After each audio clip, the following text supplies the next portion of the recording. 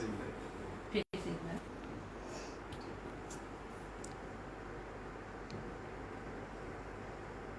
जय मूल्यासी, जय भारत। मैं निशा मेश्राम नायक वन में आपका स्वागत करती हूँ।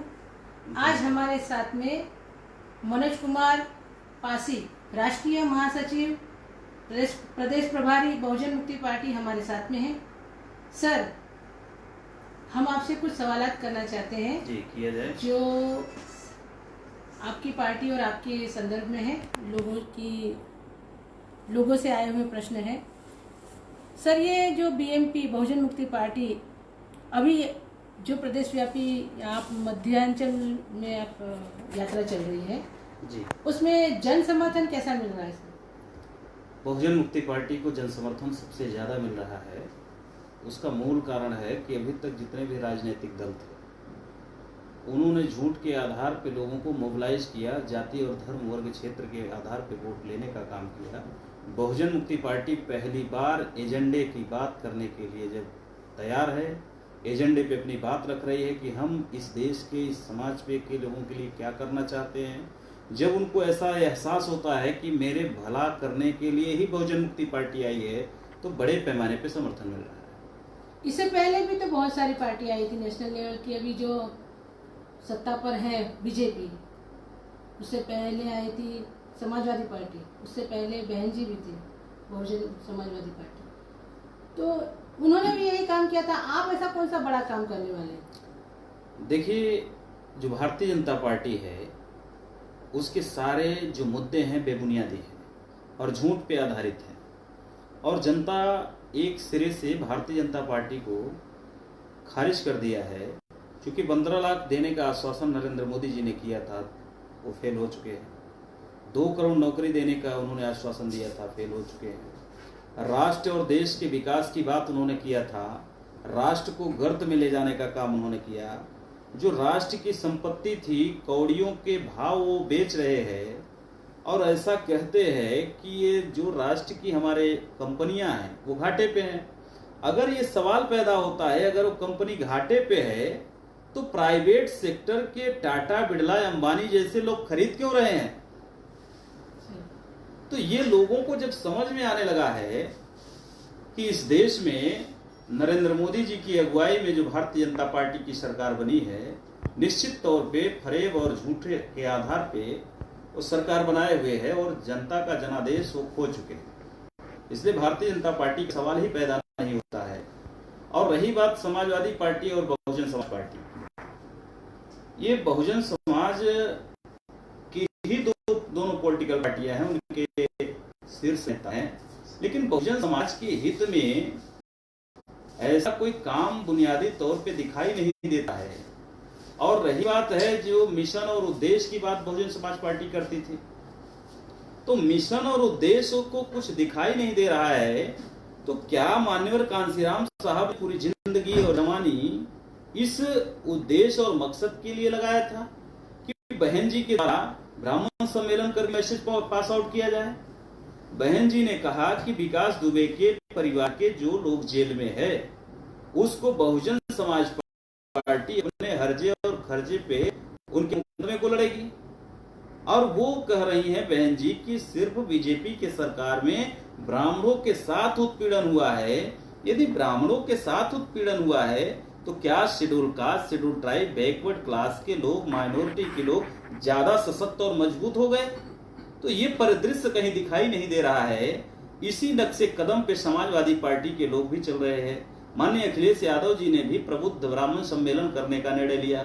अब अगर वो प्रबुद्ध सम्मेलन कर रहे हैं तो वो एक तरीके से इस देश में शेड्यूल कास्ट और बैकवर्ड और माइनॉरिटी के लोगों को कह रहे हैं कि ब्राह्मण ही उत्तर प्रदेश में प्रबुद्ध है, बाकी सारे लोग निर्बुद्ध हैं, वो बुद्धिहीन हैं, तर्कहीन हैं, अज्ञानी लोग हैं।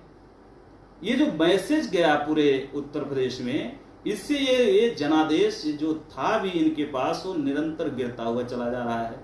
इसलिए बहुजन मुक्ति पार्टी बहुजनों के हित और कल्याण करने के लिए एक सशक्त और मजबूत दल, जिसने नीट के मुद्दे पे भारत में सबसे ज्यादा काम किया, और राष्ट्रीय पिछड़ा वर्ग मोर्चा और बहुजन क्रांति मोर्चा के द्वारा जो आयोजन किया गया उसमें पूरे देश के सभी जिला मुख्यालयों पे बहुजन मुक्ति पार्टी के लोगों ने आंदोलन किया।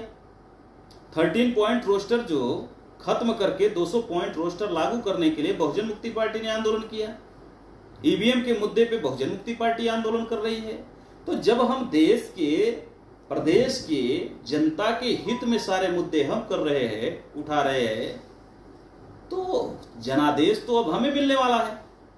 इसलिए निश्चित तौर पे बहुजन मुक्ति पार्टी को बड़े पैमाने पे समर्थन मिल रहा है और निश्चित तौर पे 2022 में बहुजन मुक्ति पार्टी तय करेगी देश और प्रदेश की स्थिति क्या हो। सर, जन समर्थन तो आपको मिल रहा है, क्या जन समर्थन के साथ साथ वोट समर्थन भी आपकी पार्टी को मिलेगा? निश्चित तौर पे वोट के लिए ही जनता, हम तो मीटिंग लेते हैं, मीटिंग लेने के बाद जब हाथ उठाते हैं कि क्या बहुजन मुक्ति पार्टी को आप वोट करोगे, तो 100% लोग हाथ उठा के वोट करते, वहां आश्वासन देते हैं हाथ आगे, और ये कहते हैं कि मैं आपको आश्वस्त करना चाहता हूं कि बहुजन मुक्ति पार्टी जो आई है हमारे बीच में, एक नई रोशनी लेके आई है, जागृति लेके आई है, और जो जगा रहे हैं वो काम बहुत पहले लोगों को करना चाहिए, लोगों ने नहीं किया है, देर में ही आया है, लेकिन हम आपके साथ वोट देंगे, जीत हार की कोई चिंता नहीं करना है, हम आपके साथ वोट सपोर्ट करने के लिए तैयार है। लोग धन भी दे रहे हैं, अपना फंड भी दे रहे हैं, वोट भी देंगे। सर, आप बहुजन मुक्ति पार्टी के प्रदेश प्रभारी हैं और आपने ही सिर्फ कल्याण सिंह के आकस्मिक निधन पर भावभीनी श्रद्धांजलि व्यक्त की थी। बहुत सारे लोग प्रश्न कर रहे हैं कि क्या बीजेपी के साथ में जाने का इशारा है ये? देखिए, माननीय कल्याण सिंह जी वो बहुजन समाज में पैदा हुए लीडर है, काम बहुजनों के हित में नहीं किया है, वो मैं जानता हूं। एक ये सहानुभूति है, किसी के परिनिर्वाण दिवस पे उसको श्रद्धांजलि देना, उसका समर्थन करना नहीं होता है। एक मानवीय गुण होना चाहिए, मैं एक इंसान हूं, इंसानियत के नाते हमने उनको श्रद्धांजलि दिया। मतलब सिर्फ आपकी पार्टी, आप ही एक इंसान है और आपने इंसान के तौर पर उनको श्रद्धांजलि मुझे ये मेरा व्यक्तिगत था कि मुझे ये एहसास हुआ कि हमें देना चाहिए, और एक राजनीतिक पार्टी होने की वजह से जो भी ऐसे कार्यक्रम होते हैं, देखिए दो बातें होती है, एक तो परिनिर्वाण दिवस पे श्रद्धांजलि देना होता है, वो किसी को दिया जा सकता है, लेकिन जन्मोत्सव हम उनका नहीं मना रहे हैं, उनकी खुशियां नहीं मना रहे हैं उनके जीवन के ऊपर। इसलिए श्रद्धांजलि देना एक अलग सा मुद्दा है और जन्मोत्सव मनाना एक दूसरा मुद्दा है। जन्मोत्सव नहीं मना रहे हैं, उनकी खुशियां नहीं मना रहे, उनकी वजह से हम मानवता की वजह से वो मूल निवासी समाज में पैदा हुए हैं, इसलिए हमने उनको श्रद्धांजलि व्यक्त किया। उनकी अंतिम विदाई में हमने विदाई दिया सोशल मीडिया के द्वारा, और हम ये हृदय से चाहते हैं कि एक बड़े मजबूत स्तंभ थे भारतीय जनता पार्टी के, उनके जाने के बाद एक किला भारतीय जनता पार्टी का ढहता हुआ दिखाई दे रहा है और बैकवर्ड चेहरे का पतन होता चला जा रहा है। इसलिए भारतीय जनता पार्टी की भी अंतिम विदाई होगी। इसमें कोई इशारा नहीं है बीजेपी की तरफ जाने का, बीएमपी? बहुजन मुक्ति पार्टी की विचारधारा, बहुजन मुक्ति पार्टी की विचारधारा और भारतीय जनता पार्टी की विचारधारा दोनों एक दूसरे के अपोजिट हैं। बहुजन मुक्ति पार्टी ये विशुद्ध तौर पे बहुजन समाज के महापुरुषों के आधार पे बनाई गई पार्टी है। निश्चित तौर पे विशुद्ध सिर्फ भारत में इकलौती ऐसी पार्टी है schedule caste, schedule tribe, backward class और माइनॉरिटी के महापुरुषों की विचारधारा के आधार पे बहुजन मुक्ति पार्टी काम कर रही है, और उनके जो विचारधारा है वो मनुवादी आधार पे विचारधारा है। वो राष्ट्र के हित में काम नहीं कर रहे हैं, वो हिंदू धर्म का, वो बताते हैं कि मैं हिंदू धर्म का शिक्षक हूँ, हिंदू धर्म के नेता हैं। दरअसल वो हिंदू धर्म की मान्यता को भी नहीं मानते भारतीय जनता पार्टी लोग। मैं ये मंच आपके जो है स्टूडियो में आके चैनल पे मैं ये कह रहा हूँ कि वो नहीं है, इसलिए कि हिंदू धर्म संस्कृति श्रद्धा के अनुसार किसी भी बॉडी को रात को नहीं जलाया जा सकता। और मनीषा वाल्मीकि की हत्या हुई, भारतीय जनता पार्टी की सरकार रही, भारतीय जनता पार्टी के सरकार होते हुए भी रात को मनीषा वाल्मीकि के साथ बलात्कार करने के बाद हत्या होने के बाद उसके शव दहन को किया गया। ये हिंदू धर्म संस्कृति से परे है। किसी भी महिला की बॉडी रात को नहीं जलाई जा सकती। ऐसा जला के एक जनादेश दे दिया है भारतीय जनता पार्टी के लोग। मैं हिंदू धर्मी भी नहीं हूँ, बल्कि वो बेधर्मी है। उनका कोई न धर्म है, ना कोई ईमान है, ना वो कोई जाति है, ना वो इनकी कोई संस्कृति है, ना उनकी कोई सभ्यता है। सर, आपका जो बहुजन मुक्ति पार्टी का जो पर्चा है, जो बिल है, उसमें सबसे पहला मुद्दा आपने ओबीसी का उठाया है जी। और ओबीसी की जाति जनगणना के मुद्दे दूसरी पार्टियां भी उठाई है। अभी आप देख रहे हैं बिहार के नीतीश कुमार और यादव जी जो बड़े बड़े नेता हैं, अभी वो मुद्दे उठा रही है।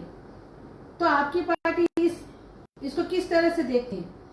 देखिए, जो आज जनगणना के मुद्दे को उठा रहे हैं, तो अगर चार बार सरकार रही, अगर प्रदेश में सेंसेक्स कराना चाहते थे तो समाजवादी पार्टी को रोक नहीं सकता था। नीतीश कुमार, केंद्र की जनगणना अलग है।